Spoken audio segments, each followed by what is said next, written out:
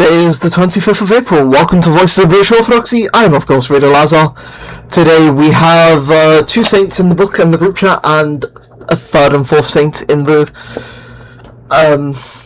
Celtic Saints website. Our first entry for today is Saint Macaille, and he is from the 5th century. Bishop of Troparion, County Offaly, Ireland.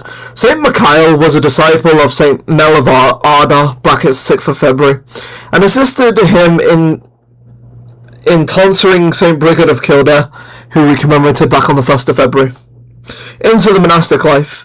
He reposed circa AD 489.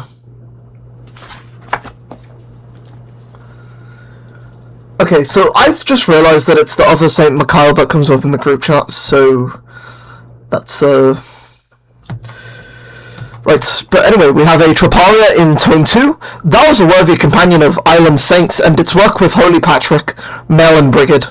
Protect thy prayers with all who labour for the faith, that God may be glorified, O righteous Father Macaille.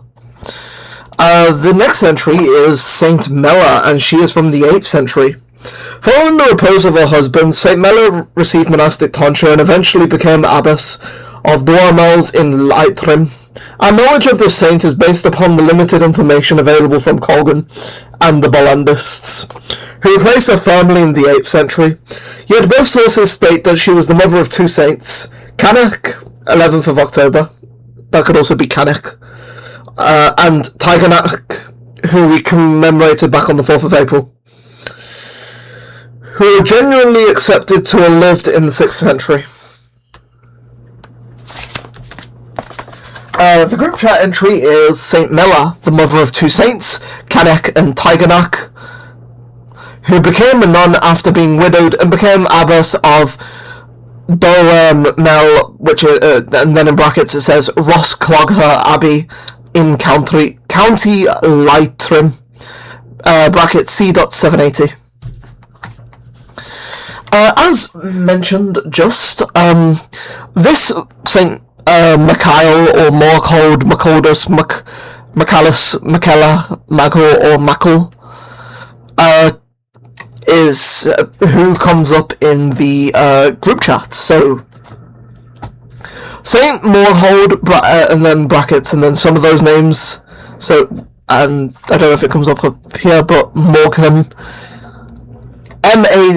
Morgan also is apparently a nickname. Anyway, is also another name that comes from Morhold, the patron saint of the Isle of Man.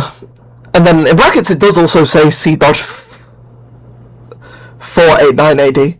The legend about Saint Morhold, or Macallus, is that he was an Irish prince who was a pirate.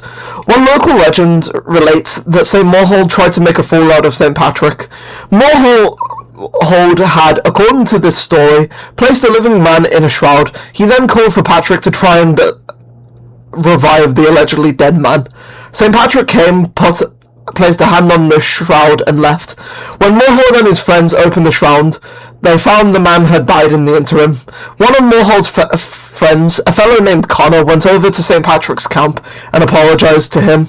St. Patrick returned and baptised all of the men assembled. He then blessed the man who had died, who immediately returned to life and was also baptised.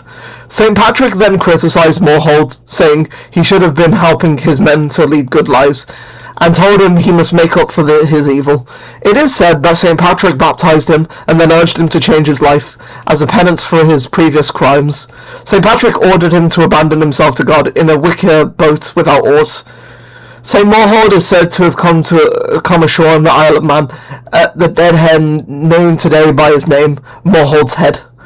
He entered into a cave in the mountains there and lived a life of austerity and piety. He was eventually chosen by the local people as their bishop.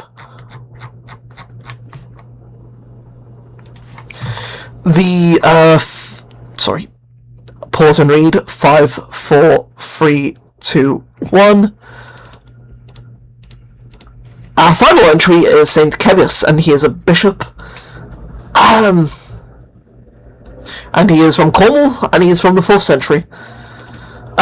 May those saints intercede for us before the righteous judge. I've been Reader Lazar. God bless you all, and Amen.